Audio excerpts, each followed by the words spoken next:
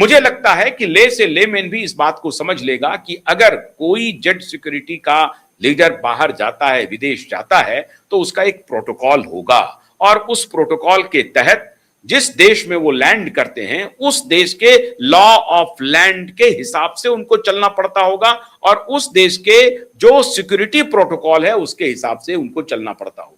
और दोनों भारत और उस देश विशेष के सिक्योरिटी प्रोटोकॉल आपस में इंफॉर्मेशन का आदान प्रदान करते होंगे। ये लेमैन भी आपको बता देगा। ये फंडामेंटल है, इसमें कोई रॉकेट साइंस नहीं है कि इस विषय में क्या होता होगा इसका आप स्पेकुलेशन करें। यही होता होगा और यही होना चाहिए।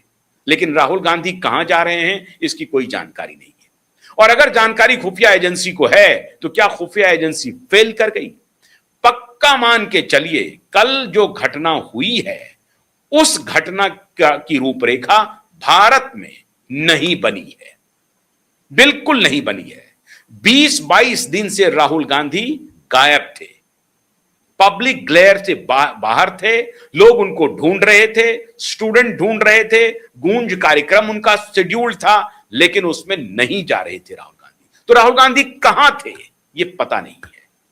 यहीं थे राहुल गांधी, जहां कहीं भी थे वहां यही स्क्रिप्ट लिखा जा रहा था कि भाई एक आंदोलन वहां चल रहा है, उस आंदोलन को देखो, लोगों का ट्रैक्शन मिल रहा है, लोग जा रहे हैं और किस किस तबके के लोग जा रहे हैं पूरी दुनिया ने अब देख लिया है, तो लोग वहां जा रहे हैं।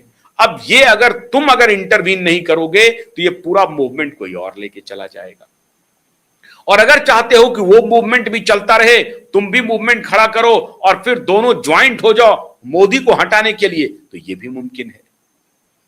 वहां राहुल ने कहा कि भाई नहीं, ऐसा नहीं चलेगा, क्योंकि रूपरेखा तो हमारी है, हमारी राष्ट्रीय संगठन है, हमारे कार्यकर्ता आंदोलन कर रहे हैं सड़कों पर, 36 शहरों में हमने आंदोलन किया है, हमारे खिलाफ वाटर कैनन प्रयोग किए हैं पुलिस ने बल प्रयोग किया है कई शहरों में, तो हमारे कांग्रेस के कार्यकर्ता लड़ाई लड़ रहे हैं सड़कों पर, यह आंदोलन हम किसी सूरत में किसी अन्य को जाने नहीं देंगे।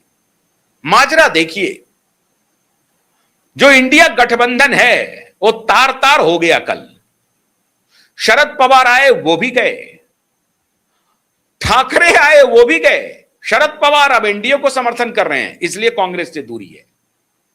ठाकरे ने पहले ही कह दिया है कि परिसीमन और महिला आरक्षण पर हम समर्थन करेंगे, डर है बेटे को जेल जाने से, तो वो पहले से कह रहे हैं।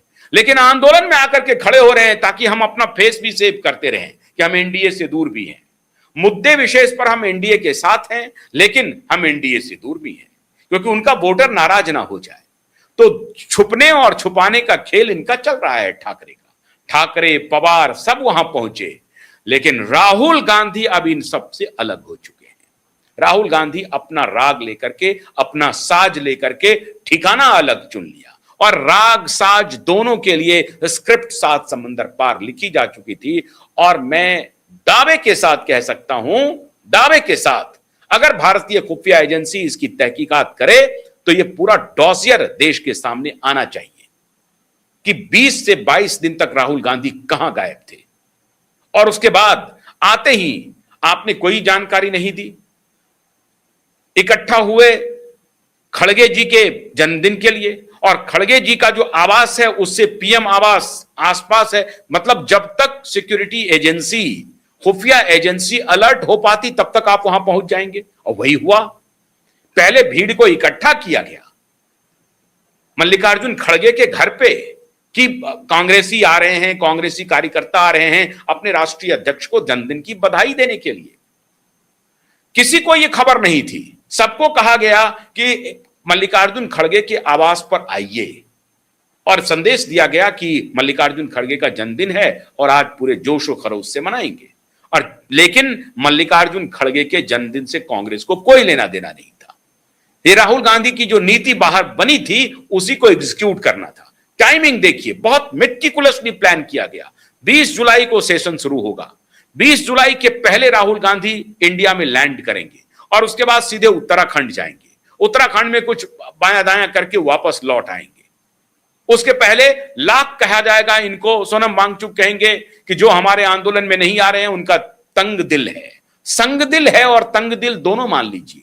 तो तो तंगदिल वाले बयान के बाद भी राहुल गांधी का दिल बड़ा नहीं हुआ, कांग्रेसियों का भी दिल बड़ा नहीं हुआ, लेकिन तंगदिल आ गया तो रणनीतिकार ने कहा कि देखो ऐसा ना हो कि यह मामला आगे निकल जाए, बस बहुत आगे निकल जाए तो बस पे चढ़कर भी रखो, सीट लेकर रखो एक।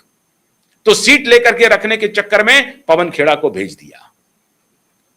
आप चलते होंगे ना बस में, आप पहले जमाने में रुमाल डाल देते थे ट्रेन में अपना सीट कब्जा करने के लिए, तो वहां जो बस जा रही थी जंतर मंतर की बस, उस पे कहा कि ये हम लोग तो नहीं जाएंगे, पवन खेड़ा को भेज दो ताकि कांग्रेस का एक सीट वहां पर रहे।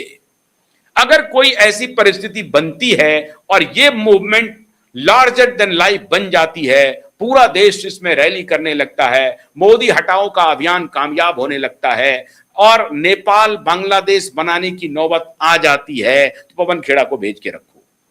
इरादा इनका नहीं था, इरादा था कि नहीं अगर हमको हटाना है तो हम हटाएंगे। तो पहला इनको लग रहा था कांग्रेस पार्टी को, ये पूरा movement Arvind Kejriwal and gang ये पूरा हमसे छीनते जा रहा है, और ये टसल अरविंद केजरीवाल और राहुल गांधी की शुरू हुई। मोदी बीच में देख रहे थे क्या खेल चल रहा है, सांप सुचुंदर का, चूहे बिल्ली का। मोदी रेफरी की तरह देख रहे हैं, कोई इधर गोल मार रहा है, कोई उधर गोल मार रहा है, कोई पेनल्टी के पास जाकर के चूक रहा है, कोई पेनल्टी के पास जाकर के गोल कर रहा है। लेकिन कल राहुल गांधी ने जबरदस्त छका दिया, और अब इसीलिए संजय सिंह कह रहे हैं कि मोदी ने यह सब काम किया है। तो क्या मोदी ने बहुत जबरदस्त रेफरी की भूमिका निभा दी?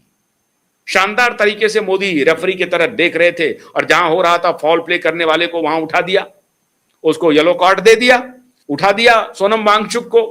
ठीक सत्र शुरू होने के पहले सोनम वांगचुक को उठा करके हॉस्पिटल में डाल दिया, और कल हाईकोर्ट से आदेश भी दिलवा दिया, हाँ कोई बात नहीं है, सफदरजंग हॉस्पिटल से आप जा सकते हैं, मेदांता जाइए, मेदांता में एक दिन के 50,000 1,00,000 रुपया दीजिए, कोई दिक्कत नहीं है। उसके लिए सोनम वांगचुक के पास पैसे की कोई कमी नहीं है, आखिर में मंत्री साहब के वो बेटे हैं, कैसे रहेंगे सरकारी अस्पताल में सोनम वांगचुक? अरे संघर्ष कर लिया, बहुत धवल मंच बना हुआ था वहां पे, वहां कर लिया, कोई बात नहीं है, यही बहुत बड़ी बात है। तो पुराना व्यवसाय है इनका, व्यवसाय है, हंगर स्ट्राइक इनका व्यवसाय है, इनके पिताजी ने भी किया था व्यवसाय। मैं क्यों कह रहा हूं कि अगर इनको हिम्मत होती तो उसी सरकारी अस्पताल में ये रहते, लेकिन डर था इनको, ये इस तरह से नहीं जो उस सरकारी अस्पताल मेदांता में रहेंगे।